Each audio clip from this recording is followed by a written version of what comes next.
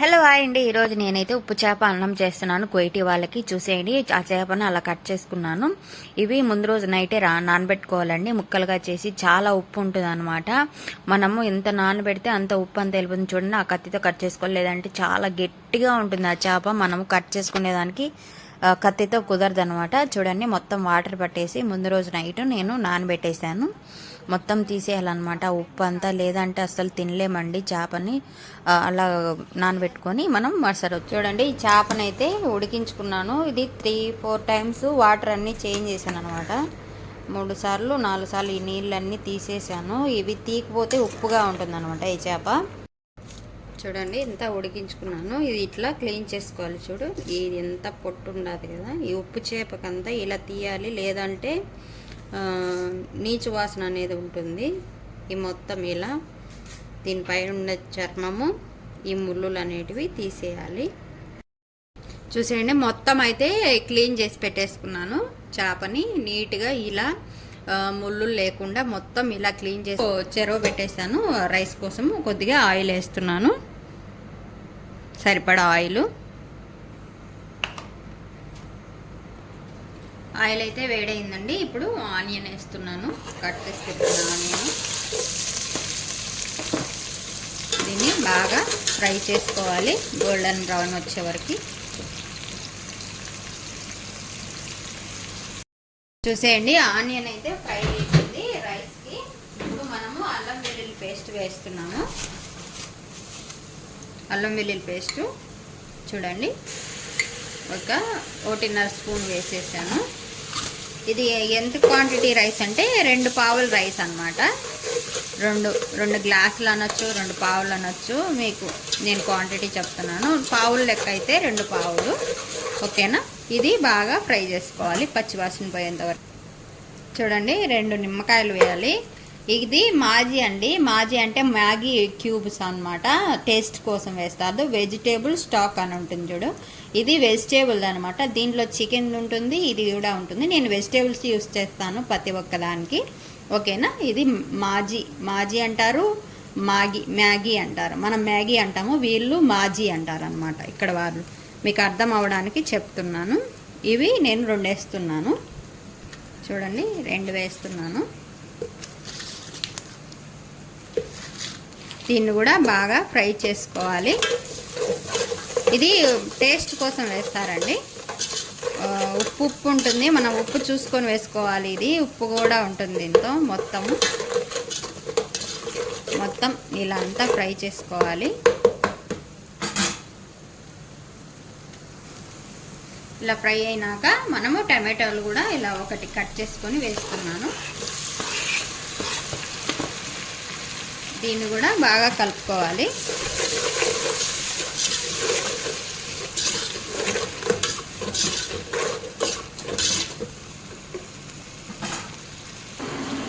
చూసేయండి, ఈ ఆకు సోయా ఆకు అనమాట.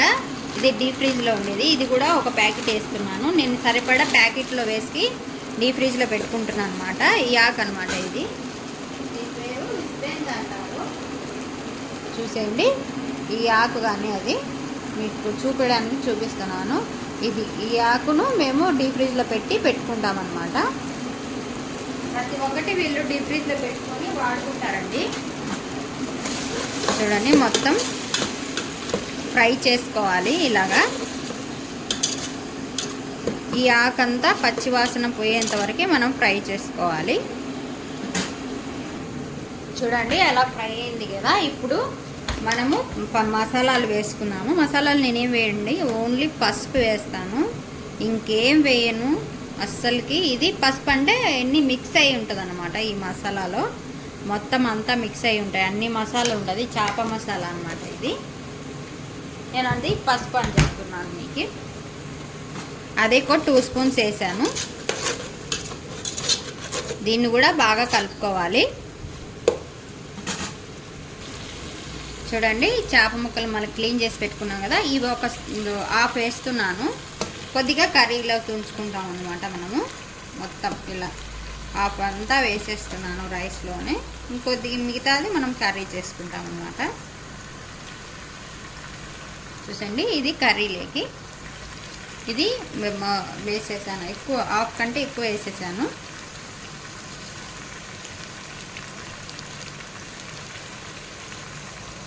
చూడండి చేప వేసాను కదా, ఇవి మనం ఉడికించి పెట్టుకున్న అలసందలు అనమాట. డీప్ ఫ్రిడ్జ్లో పెట్టుకున్నాను అనమాట, హాఫ్ బాయిల్ చేసి.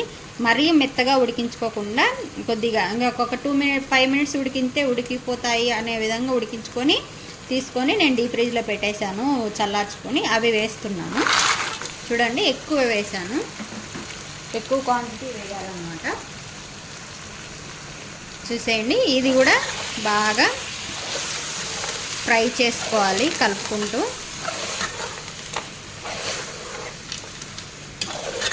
పచ్చి వాసన అంతా పోవాలి. సిమ్లో పెట్టి ఒక 10 నిమిషాలన్నా ఫ్రై చేసుకోవాలండి. దీన్ని కలుపుకుంటూ మనం ఫ్రై చేసుకోవాలి, అప్పుడే టేస్టీగా ఉంటుంది. ఈ మసాలా ఆకు ఫ్లేవర్ మనం వేసాం కదా, సోయా ఆకు, అదొక మంచి ఫ్లేవర్ వస్తుందండి. ఆ ఫ్లేవర్ అంతా చేపకు పట్టుకుంటుంది. మనము ఇంకా లెమన్ పొడి కొద్దిగా వేస్తామండి ఈ రైస్లో, అంతే. నేను ఇప్పుడే వేయను అనమాట, వాటర్ వేసేటప్పుడు వేస్తాను. ఇప్పుడే వేస్తే ఏమవుతుందంటే చేదు వస్తుంది, నిమ్మకాయ పొడి ఇప్పుడే వేస్తే. చూడండి, అంటే సిమ్లో ఇలాగే ఫ్రై చేసుకోవాలి. కలుపుకుంటున్నాను, బాగా ఫ్రై అవుతుందన్నమాట. ఇది ఎంత బాగా మంచి ఫ్లేవర్, మంచి స్మెల్ వస్తుందండి ఇది ఫ్రై అయ్యేటప్పుడు. అప్పుడు చాలా బాగుంటుంది. అప్పుడు మనం సరిపడా వాటర్ వేయాలి, రైస్కి సరిపడా వాటర్ వేయాలన్నమాట. మీరు ఒకటి గమనించారా, నేను ఇంకా ఉప్పు వేయలేదు.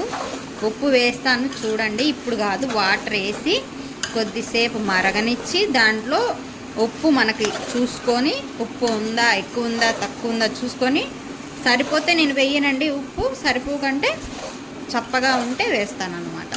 ఓకేనా? చూడండి, ఇలా ఫ్రై చేసుకోవాలి. చూసేయండి, ఇదైతే బాగా ఫ్రై అయిపోయింది. ఇప్పుడు మనము సరిపడా వాటర్ వేసుకున్నాము. ఎసరు నేనైతే ఉడికి నీళ్ళే వేస్తున్నానండి.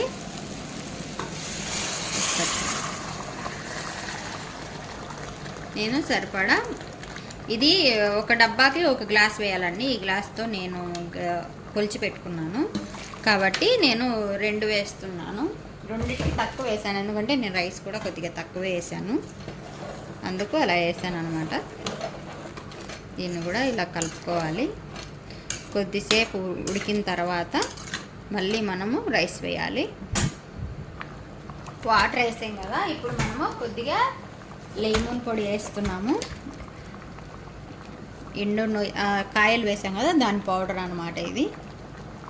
కొద్దిగా మంచి ఫ్లేవర్ వస్తుందండి. వీళ్ళ సీక్రెట్ ఇదే, ఎండు నిమ్మకాయ పౌడరు ప్రతి వంటలో వేస్తారండి వీళ్ళు. వీళ్ళ సీక్రెట్ రెసిపీ అనొచ్చు, పౌడర్ అనొచ్చు, మసాలా. ఇది వేస్తే ఒక మంచి ఫ్లేవర్ వస్తుంది. చూసేయండి, ఇప్పుడు మనము రైస్ అయితే వేసేస్తున్నాను. రైస్ అంతా ఇలా వేసేసుకొని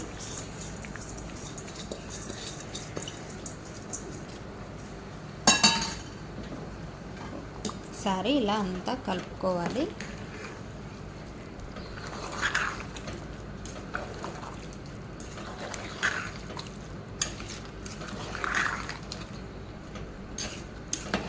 మొత్తం ఇలా కలిసేలాగా, మొత్తం చేప బేడలు మొత్తం అంతా కలిసేలాగా ఇలా కలుపుకొని ఇప్పుడు మనం ఎసురు చూసుకోవాలి.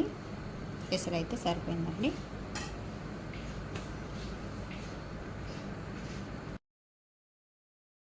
చూసేయండి, రైస్ అయితే ఉడుకుతుంది. ఇంకా సిమ్లో పెట్టేద్దాం మనము.